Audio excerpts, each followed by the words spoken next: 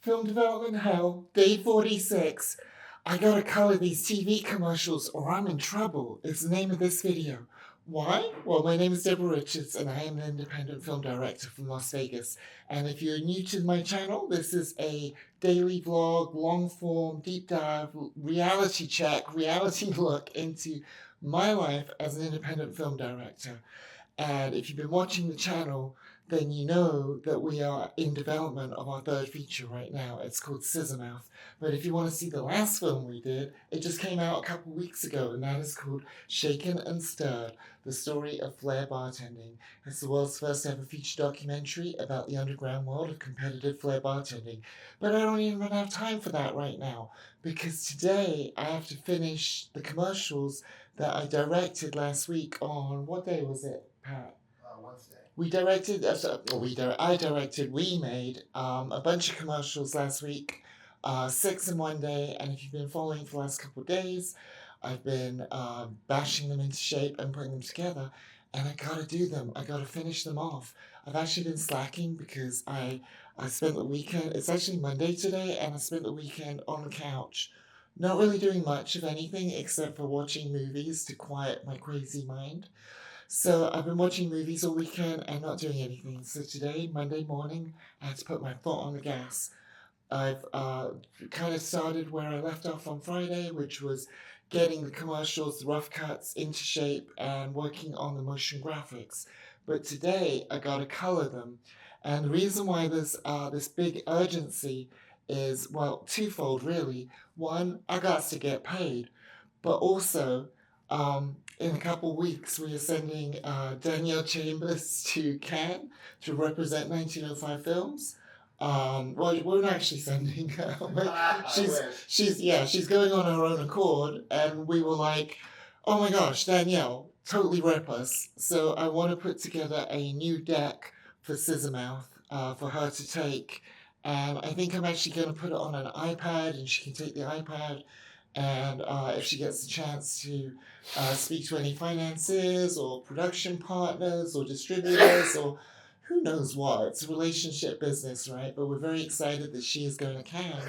So I have to get some stuff ready for her to take with her. And she's actually heading out to Europe next weekend. So I've only really got this week.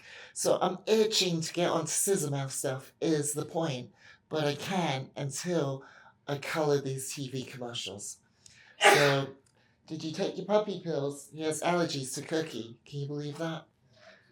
Did you take the puppy pills? I will. 1 second. He's got his allergy puppy pills.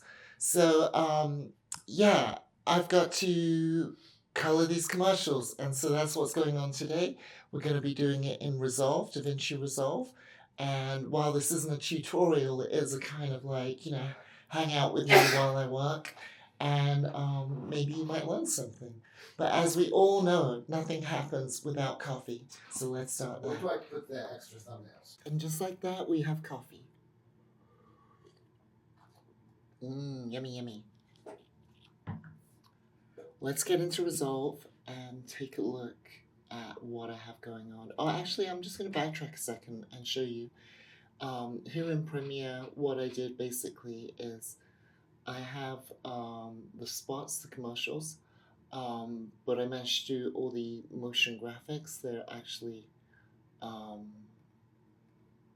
hidden right now because I exported a bacon blade, but I just want to show you what I did before the bacon blade. So I'll just play it. I've got a term paper due tomorrow. I'm stumped on what to write. Can you call and help me? So essentially what I've done is I had the edit the other day, and now I've just kind of finagled all the motion graphics so that they are popping in the right place at the right time. We're the girls at Phone Sexy, and you'll always chat with real... Oh, that's actually a split screen moment, and the reason why that shot wasn't on there is because I wanted to bacon blade them out individually. More on that in a minute. 5 girls here. We're America's favorite chat service for a reason. For more than 30 years, we've been here for you anytime you need someone to talk to about whatever you want. See for yourself right now. Oh no, we're missing a shot. Oh no, that's About perfect. whatever you want. See for yourself right now at 1-800-PHONE-SEXY. We can't wait to talk Cute. Okay. So, as you saw earlier, I hid all those things and I baked and played out all 6 commercials individually. What is a bacon blade? Good question. A bacon blade is when you export from Premiere, well, not necessarily from Premiere, but you export a string of all the clips together in one continuous shot and you bake it as one shot. And then what I mean by blade it is, like, for example, I've already done it to these ones, but the last one I haven't done. So we're in Resolve and I brought in each one of the bacon blades. And for example, this is one of the bacon blades. It's spot number 6. And I just baked it out as a QuickTime quadruple 4, no audio, but that is the entire spot as one clip. So that's the bake essentially, and then the blade part of it is you're going to detect scene cuts and it will go through. And why did it not cut that up? I hate it when I say, and this is what I did, and this is how it works, and then it doesn't. What the bejesus? Detect scene cuts, let's see if it does it this time. Oh my lord. Oh my days. Why is it not blading that? Okay, so people who know more about Resolve than me, put in the comments, what the hell? Because that should have worked. You know what I'm going to do? I'm just going to save it and quit out and go back in and see if it wants to join the party then. Luckily Resolve opens up pretty quick on my computer. This is Studio 19, which I think is the latest.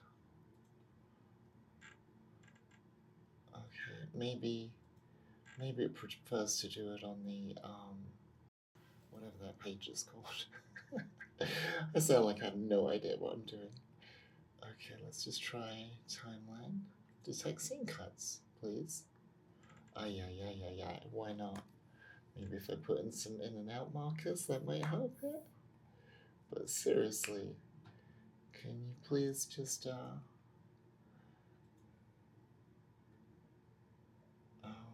where is it? Have I lost it now? Timeline, detect scene cuts. Here we go. Let's try one more time.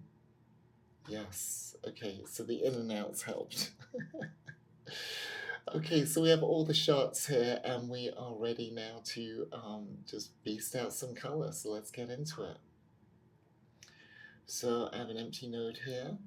Oh, duh, it's jumping because I've got my in and outs set from a minute ago, but we want to go to the whole beginning thing and just tackle these one at a time. So as you can see, I've got an empty node here, and the first thing I'm going to do is actually put on the same LUT that we use to monitor this with.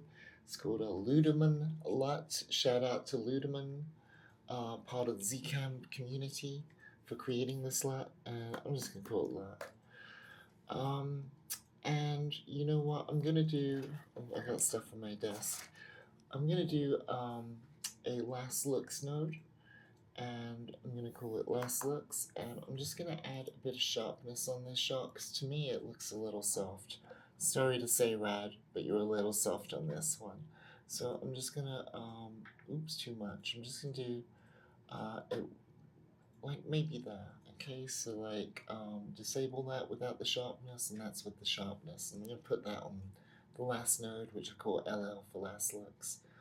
Okie dokie, well it's kind of there, but we can definitely clean this up a little.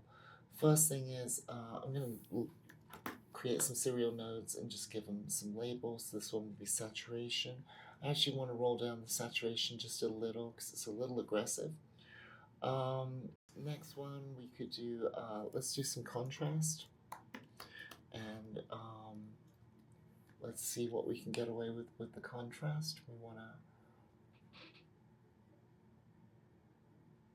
want to have something punchy and bright, because that's the vibe of the spots. That looks about good there. Let's see a quick before and after, just a little difference. And then let's do some exposure. So I feel like the midtones are a little heavy. Sorry, other way around. I feel like the midtones could be brightened up a little. and maybe even the low tones could come up a bit. Let's just check the highs look good there. Okay, great.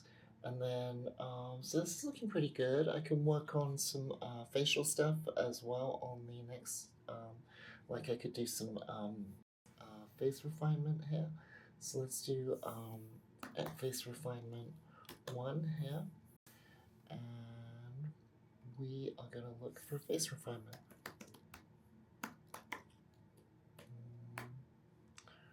Face refinement. Detect the faces in the frame, and I want this on our lead here. And I'm just going to tell it to track forward and back so that we've got a full track. Now I can take that off. Now let's have a quick look here. Let's play this. I think mid-tone it could be like just a bit. Oh, what is going on there? Let's get out of that. Did it track successfully? Yeah. Okay, let's see. Beauty amount. Contrast. Okay.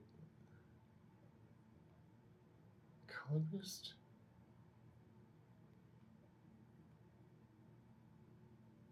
Yeah, midtone's cracking it out. That's really interesting. Okay, so I'm going to go with a light touch on this, and I'm just going to throw some sharpening in the eyes, a little brightening in the eyes, and maybe a little more eye light there too. Roll off the eye bags a little, and you see before, after, it's just really subtle. But actually, if I go full size here, before, after, just a little bit of pop. I might roll off the white in the eyes a bit because the brightening's looking a little cracked out. So that's pretty good. And you know, I want to do something else which is kind of neat. I want to, I'm going to do a magic mask, and I'm just going to select her face.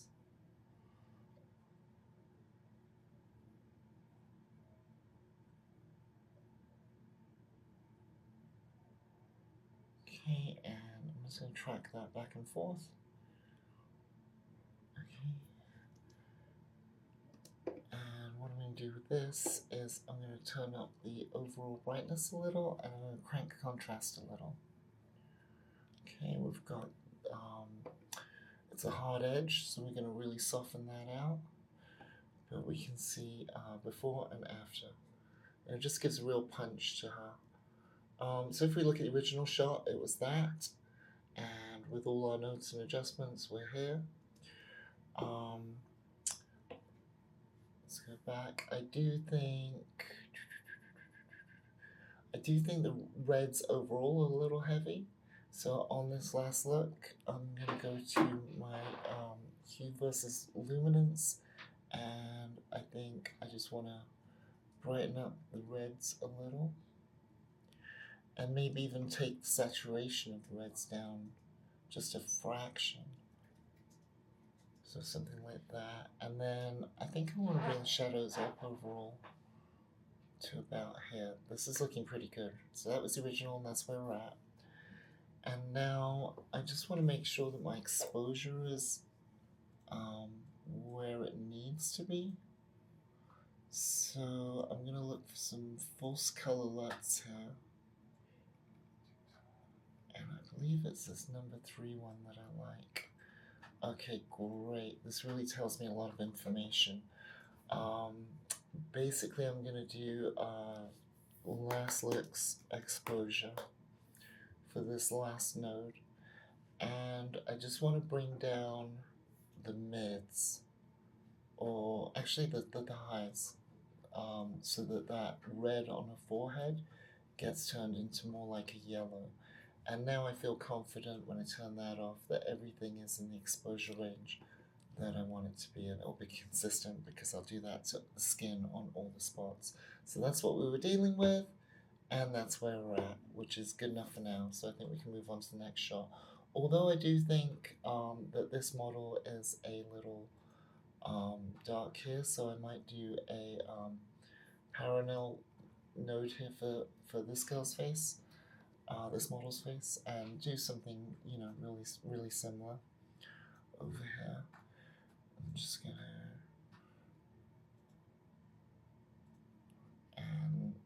track back and forth. Cool. And then, let's see, I can bring up the tones overall. Maybe crank some contrast in there. That looks good.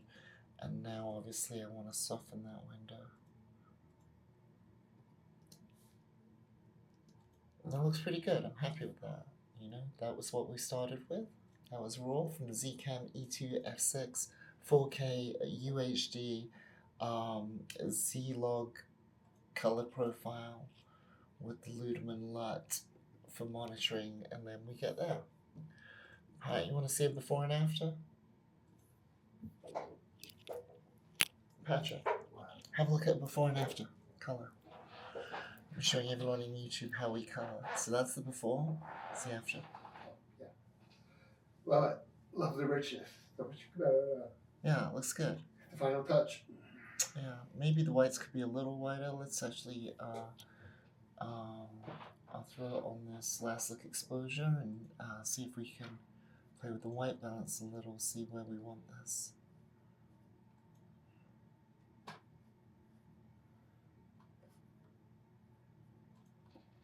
I think just off center, just here. That looks nice to me. And we can even do a final curves adjustment.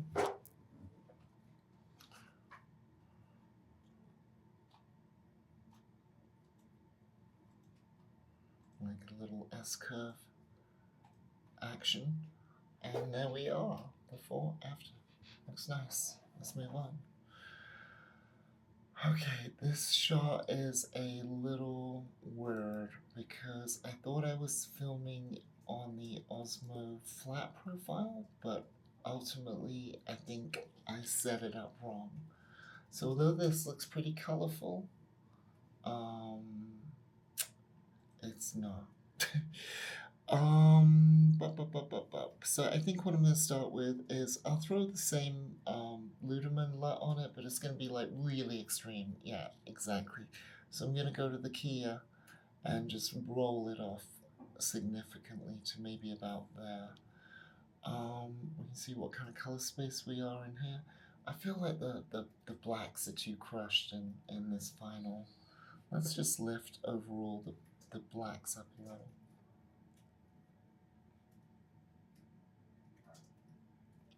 I think that's about right. Okay. So moving on to this shot, they're not too far off. They look pretty good. I'm just gonna make a couple adjustments here. I'll create a last looks and put it out the way for a second. And then for this, I think the first thing I want to do is work on the exposure a little. XP cookie. Let's bring down the highlights because this area on her t-shirt was a little hard. And I'm going to steal a node from the last one, which is going to be the false color. And I want to add this false color in at the end of the node tree. And yeah, as I said, her chest was a little hot, but that isn't skin, so it's not the end of the world. But I do want to just bring it down to more in that zone. So that looks pretty good. I think we just need a little contrast now.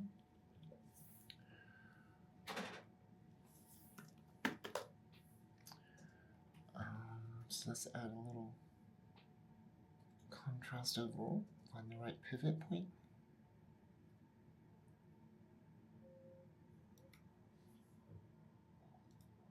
And I think I want to bring some attention to this model's face as the voiceover is talking about her at this point. So, boop doop doop, let's do a power mask, I believe they're called. Okay.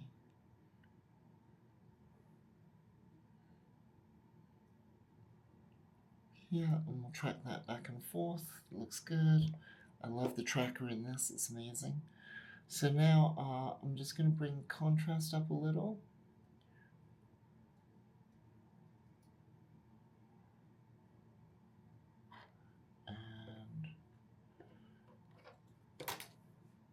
yeah, like that. That's before, after. It's just punching her up a little, right? And I might even, let's see if that's a little better. Nope. Okay, so the part that I'm concerned about is this crease in the neck. I want to minimize that a little. So let's call this face. And I'm just going to do a serial node here. And let's see if I can minimize this crease in the neck, because she's kind of looking down, but it's not the most flattering part of her if we're trying to attract attention to her face. So, that looks good. Okay, let me go up here. Let me take the mid-tone detail down and start to blur. That's a lot better. Okay, now I should fix the window on that for the size and probably out softness, so something like that. Actually, let me, there we go, and let's see. So before it was like that with her neck, and that's just minimized that a lot. Now it might be a little heavy. When I do effects, they always seem a little heavy at first, so I'm just going to actually roll that off a little and maybe try and pick up the low tones in that to minimize it as well. Oops. So that was kind of before and that was after, which I think is better. I mean, I might decide to go into After Effects and really clean it up afterwards, maybe. But I think that looks pretty natural. Now just to have a look at where we started and where we are right now. Looks pretty good to me. And let's see how that compares to this shot. Let's grab a stool here and just kind of play it over here. I'm more interested in like this. I'll move this over and we can have a look and see. Yeah, we're in the pocket here. Maybe play around with the white balance in the second one a little to match it more like in there. But that looks great. So that was before, after, and of course we're just going to check the false color again. It's a little hot on her legs, so let's we could take down the highs again just a little to there, and I think that would be good. Yay! So before, after, looks good.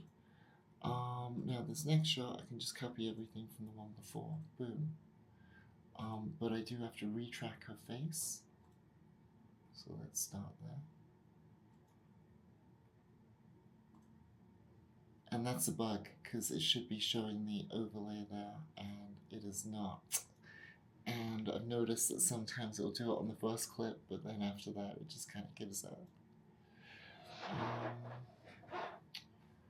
Okay, and then we should also clearly retrack these circles because they have changed. Circles, power masks, listen to me. I promise I kind of know what I'm doing. Kind of. Ish. Okay, that looks good. We can just double check on this. A little bit of red on her cheek, but I don't think that's the end of the world, but I could still bring it down a little just to, we want there. I think that would be better.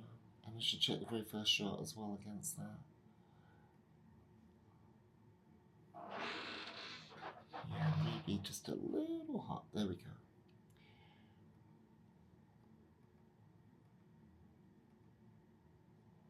I think this shot, this might be a little too aggressive on the face here. I'll roll a little bit of the key off there. So it's like 78% instead of 100. That looks good. Okay, do a quick save. Cookie. I wonder if I can just like kind of copy that shot and let's see how we look here. Not bad. Let's see what the false color's telling us here. Not bad at all. What's up, Cookie? You okay? Cookie's making funny little noises. She's just eating poo-poo. If you heard that, that was Patrick speaking Cookie. Speaking to Cookie. Oh, so I know what it is. It's time. It's time for her WALK? Yeah, I'll take her out. Awesome, thank you. Yeah, that's it. She's like, take me out. The white balance on this is looking a little wacky. Let's have a look at a parade. One second. Okay, alright, the white balance isn't too crazy, but it looks a little off, so let me bring it into, there we go. That's where it needed to be. Because if you look at the legs in the middle, they were looking like blue purpley, but we want them a little crispy. We're selling dreams, guys, selling dreams. And then I think overall on this one we can maybe bring down the saturation. So I'm just going to create a new nodie here and call saturation. Okay, and we'll just roll off a little saturation. Oh, there they go. Let's see what's going on. Patrick's getting ready to take Cookie out. Cookie, are you excited? Oh, she's in the moment. I care about you now. She is in the moment. She is ready for her WALK. Alright, see you guys. Okay, back to the edit. Back to the color. Yeah, it looks good. Saturation needs to come down a little more. Also, the was it? I was doing the white balance on the last look. Should have given it its own node, but let's have a look here. Let's see how it looks from this shot to this shot. Looks pretty good. I kind of want to grab a still and see.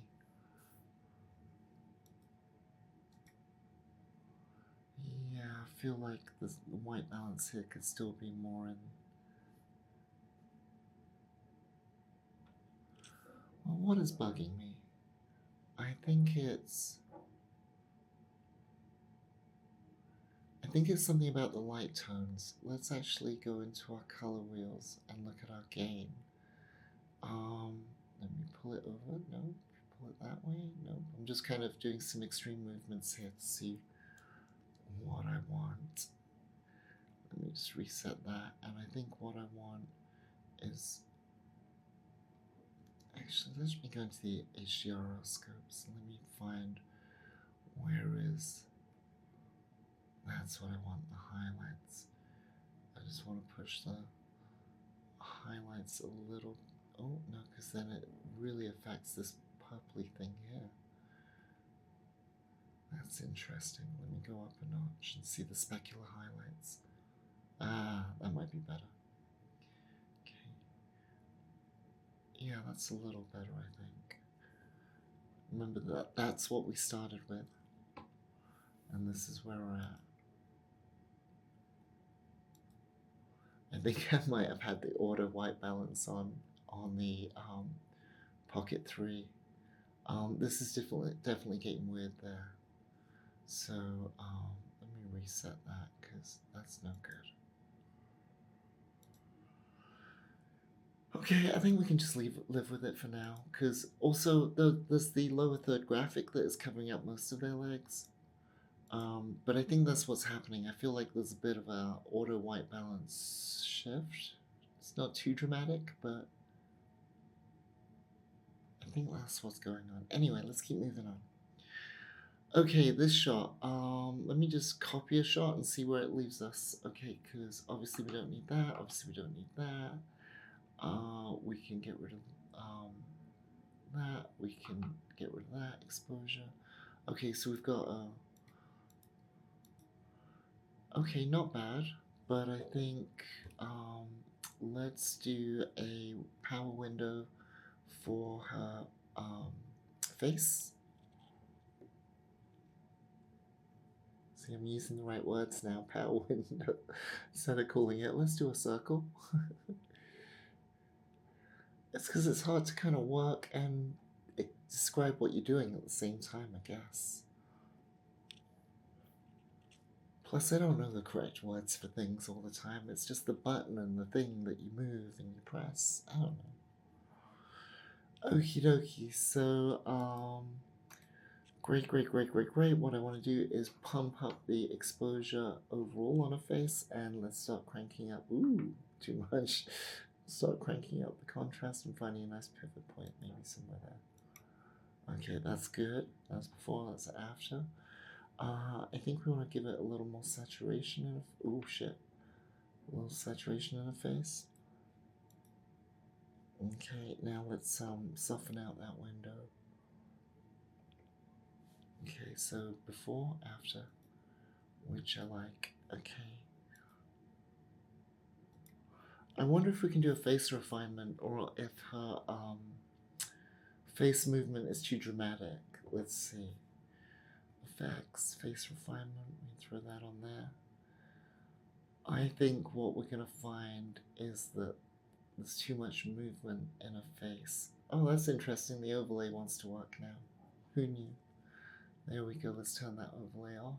Let's see. Some contrast.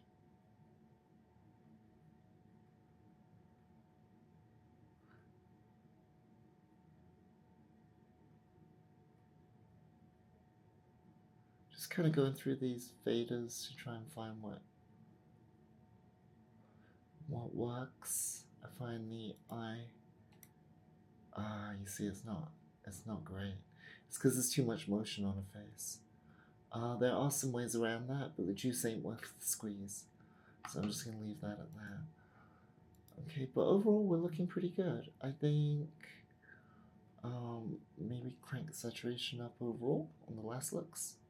Let's come over here. Oh, that's nice. Let's saturation up. Okay, let's bring the shadows up. Okay, let me have a look at the false color. False color looks good. I mean, I know that the skies are blown out, but that's fine. In fact, we could probably do a second last look and call it the highlights, right? And we can do a selection by, if I highlight that by, yeah, just by that. Perfect. Let's see. Now we could probably bring all of that down a little. And I wonder if we can. I'm just having a look what we can pull out of the sky kind of thing, but obviously not much, so.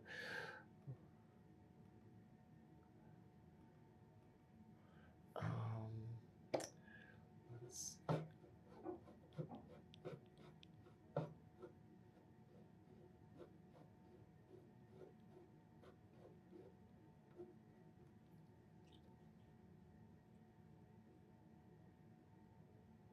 just put a little touch of color in there. Just a tiny little touch of color.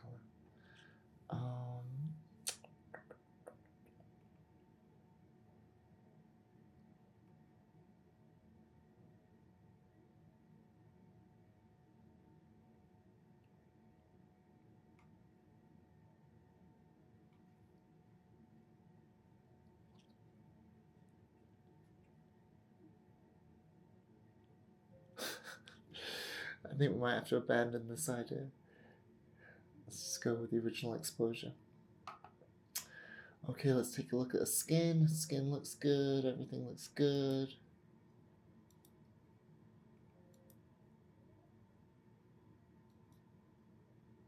Looks good. Let's keep moving on. We can probably copy. Oh, you know what? Did we ever track this one? Yeah, we did. So I just copied the color straight onto here, and already you can see it is looking good. So, oops. Let's do the let's just kind of dial this in a little. Nice. And we can tease that out. That looks beautiful. And of course, before was that. And let's see what we can get going with this window.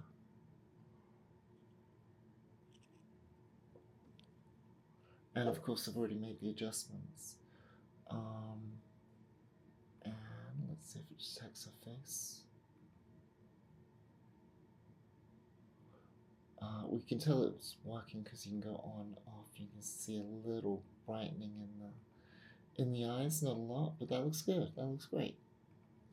So go from this shot. I think what is bugging me on this shot, I think it's the saturation in the highlights. Let's go to our saturation versus, which one is it? Saturation versus luminance, I think here. And yeah, I think it's just a little too much saturated in the high end.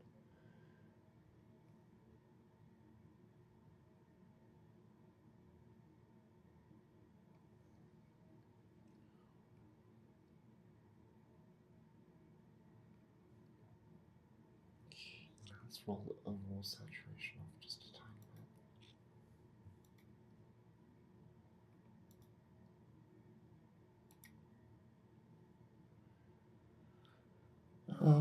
And let's do the white balance a little. There we go. That's looking a lot better. Okay, that's looking good. Cool. And this shot looks great. Okay, now we have this shot, which is really similar to this one. So, like, let me see if I just copy the color space on here. And we can see the white balance is really out of whack. So there we go, that's more white balanced. You can tell because the white is white. I think we might need to blur the spine of this book. We'll call it spine. And let's see if we can just create a mask.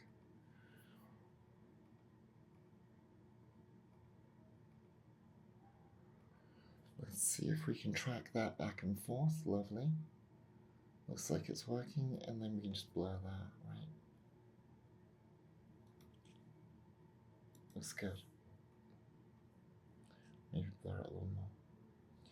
And let's make sure that the out softness of this is working for us. So that looks good. That's all we need to do for the blurring of that.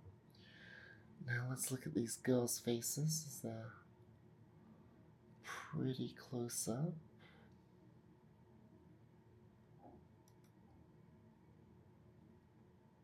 Yeah, I think it looks good. This shot, we can obviously copy this one again. And now we just need to reposition the power mask. Let's try and get it a little bit more in the pocket. Track it. That looks good. Let's check that. And remember, this is what the shot originally looked like. And this is it without the power mask. So looking good. Then we have this shot, which is very similar to that. So we're just going to copy that to begin with. But we got to take a couple things out. Okay, let's start off with this. Obviously the saturation is out of control. And that doesn't look too bad. Let's brighten that up, and let's play with the white balance a little, which needs to be more there. That's looking better. I don't think we need these face refinements, but I do think we'll use these power windows, which essentially is just exposure we did and contrast, and maybe even shadows a little, so you can see before, after, other way around, after, before, after. So, but I gotta track that. Doopy doop. Okay, so we can see that again on her face. That's before, that's after. Just a little contrast and exposure really helps face pop. You'll see again, same thing here. Let me enable it so we see it this time as I bring this over this model's face. Let me tighten up, oops, let me tighten up the mask.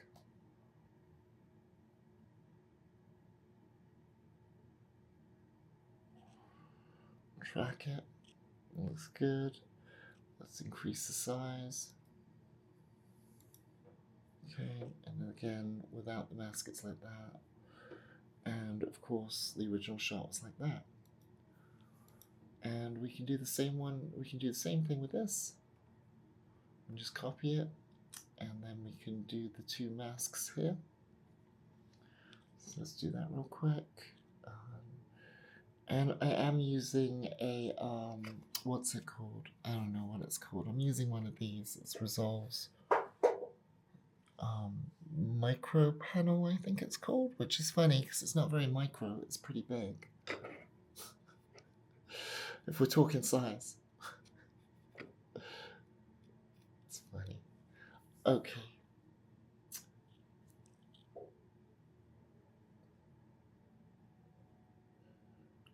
What was I doing? Oh yeah, I was bashing this into shape.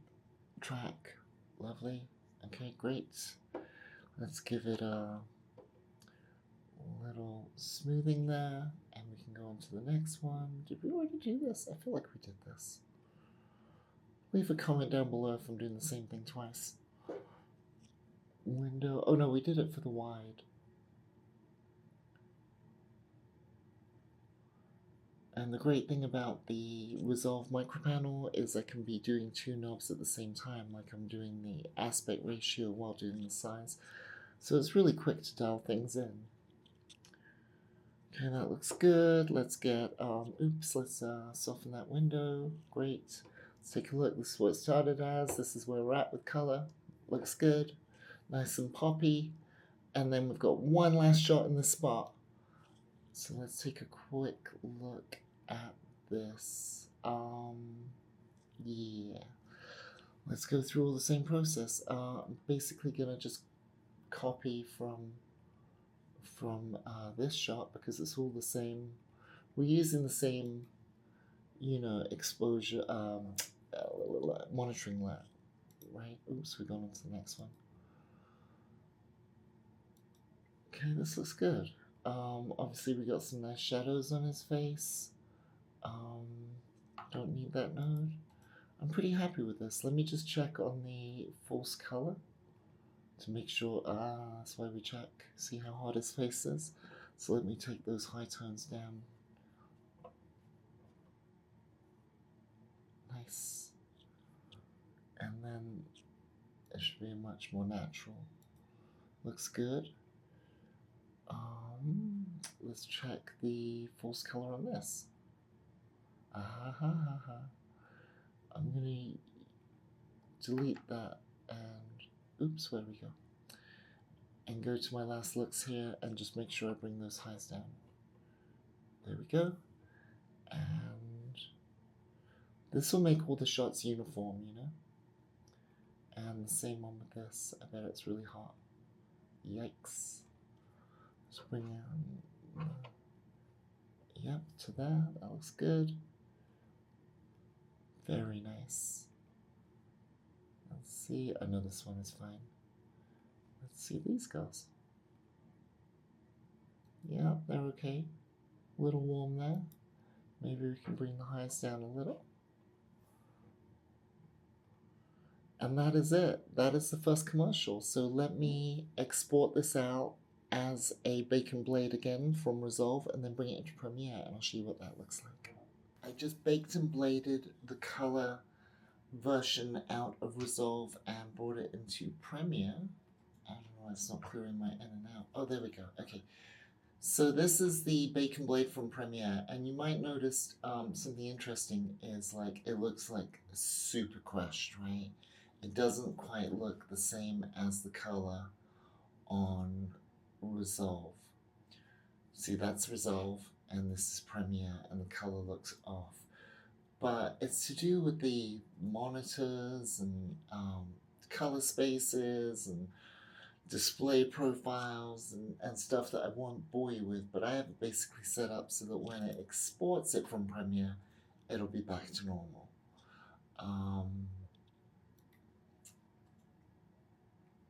So this is my bacon blade, so I'm not going to worry about the color because, as I said, when I bring it back out. Now Premiere doesn't, I don't think Premiere has a detect scene cuts. Oh, scene edit detection, let's try it. Analyze. Yeah, did it. Okay, great.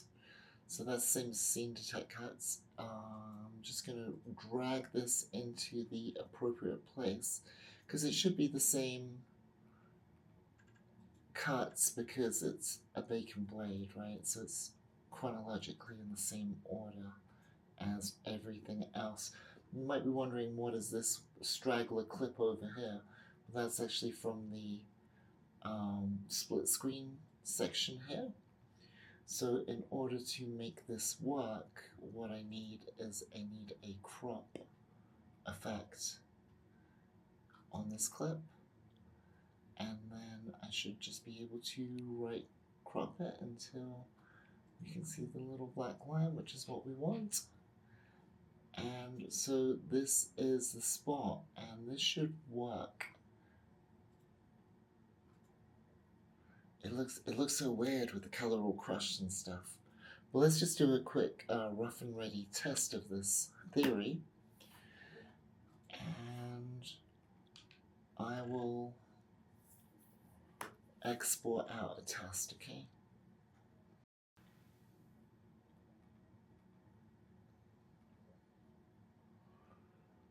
I might as well put it in the correct place, the drive with the... We can do a renders folder and we can do drafts. This one's called Sorority Party, and we can just do a custom preset for, let's just do high quality HD, H.264, render at maximum, use best quality, source in and out, export. Let's just see what happens. 2 minutes, 27 seconds. Seems like a very long time. I guess it's because it's motion graphics and stuff. But still, that seems like a crazy long time. I hope something weird isn't going on. We shall find out.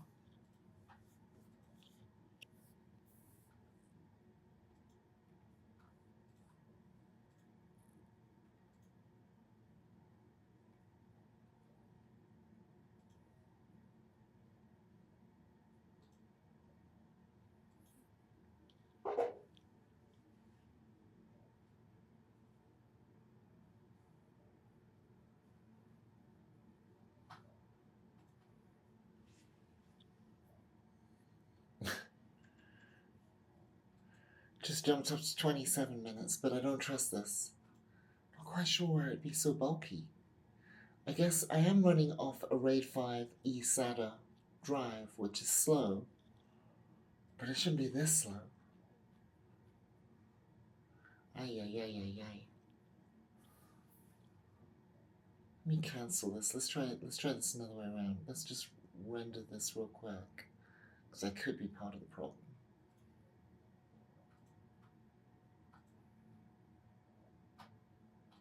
This render is going much faster than the export, so that's telling me that that might have been the problem. The fact that it wasn't rendered. But it shouldn't matter. You know, when Adobe compiles this, it should be rendering out just as fast, so... I think Premiere is getting very buggy lately. Let's have a look and try this again. Sorority Party. Save, replace. We'll do full HD. Render at maximum everything. Source in and out. Export. 3 minutes 22 seconds. That's not looking much better. What is going on? Okay, I'm just going to step away and let it do its thing.